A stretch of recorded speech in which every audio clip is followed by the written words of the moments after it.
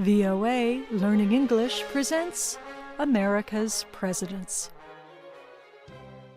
Today we are talking about Rutherford B Hayes. He took office in 1877 and was president during the end of what Americans call Reconstruction, the period following the Civil War. Hayes had a public image as an honest, dignified man, and even though he had ideas that were radical at the time, he supported moderate policies and measured change. One exception was alcoholic drinks. Hayes banned wine and liquor from the White House.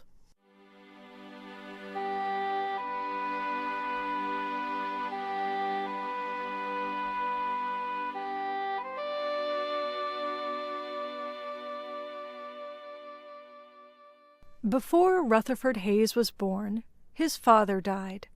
Not too long after that, his older brother died too. As a result, Hayes grew up mostly with just his mother and his older sister. Later, an uncle helped raise him as well. As a boy, Rutherford Hayes was called Rud.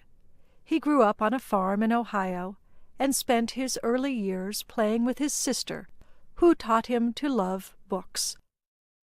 Hayes was an excellent student, and in time he attended Kenyon College and Harvard Law School. Hayes started his career as a lawyer in the city of Cincinnati, Ohio. He did not go into a field that made much money. Instead, he defended people who were poor or in difficult situations. He also courted the woman he would marry. Lucy Webb, like Hayes' mother and sister, strongly influenced the way Hayes thought. Hayes' own views at the time were moderate. He drank alcohol, but not much. He opposed slavery, but he was not an anti-slavery activist. His new wife, however, was strongly against alcohol and slavery. She was part of social movements at the time to ban alcoholic drinks entirely in the United States.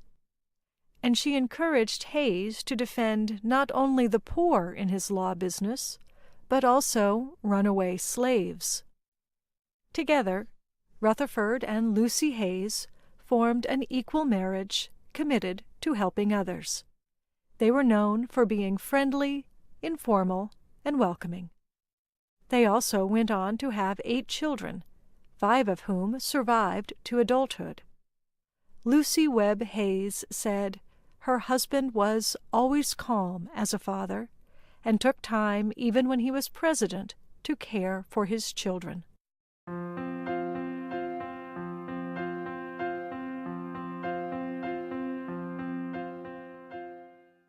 Because Hayes had such a positive public image, it is ironic that the contest that elected him president was one of the most hostile in U.S. history. The full story is complex, but the general story is that Hayes was the Republican candidate and Samuel Tilden was the Democratic candidate.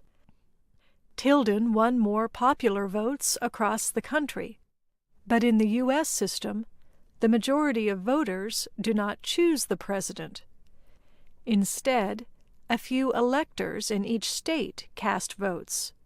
In a way, then, the states choose the president. And in the election of 1876, 3 southern states gave conflicting reports.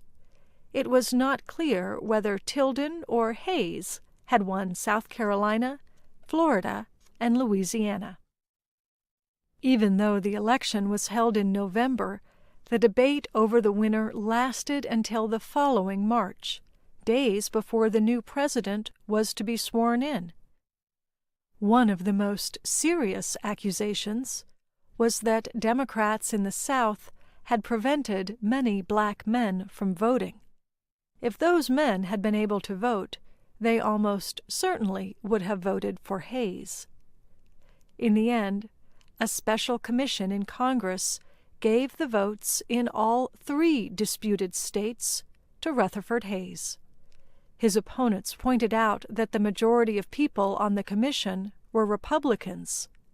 As a result, they said, the new president had earned his position only because of party politics. They called him Rutherford and his fraudulency. But in the end, Hayes was widely considered an independent president who operated outside of party loyalties.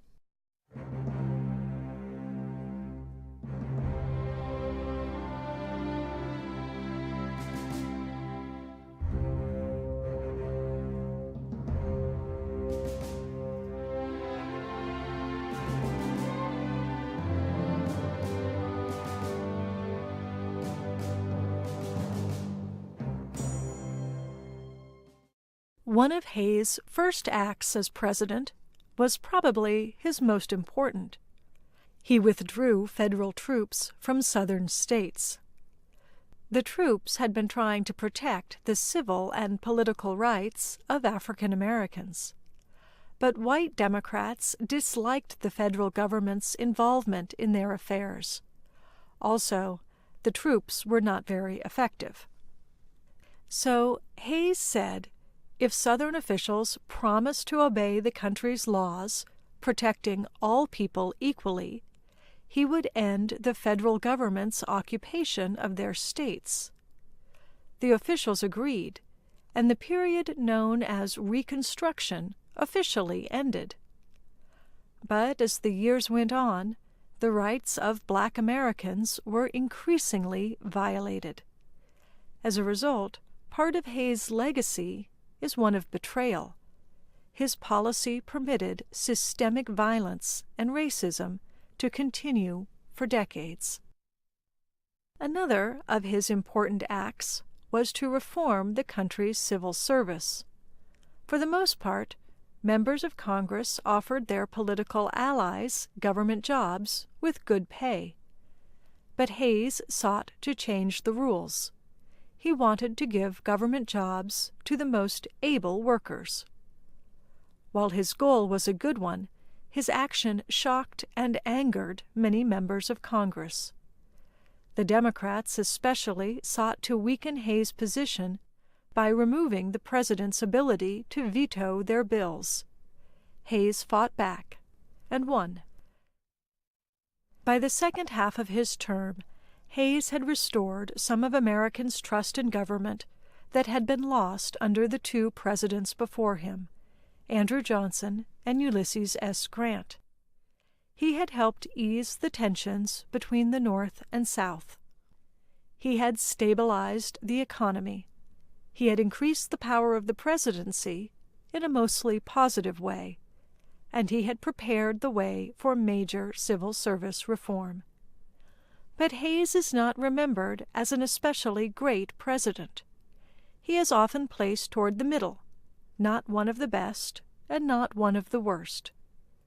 Some historians suggest that Hayes would be better remembered if he had stayed a second term and supervised some of the gains begun in his first years. But Hayes had promised that he would serve only one term as president. So, true to his word, Hayes did not seek re-election.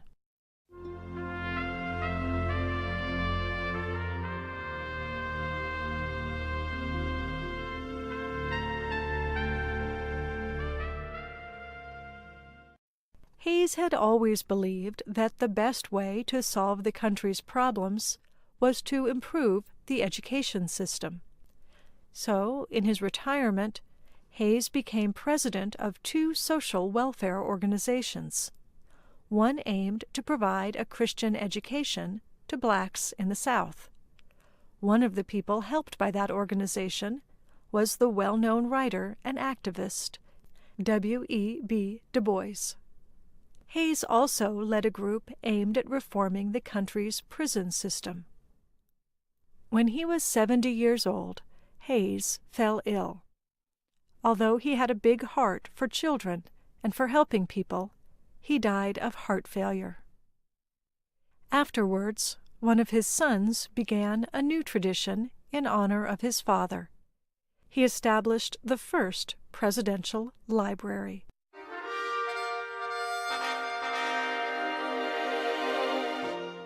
I'm Kelly Jean Kelly.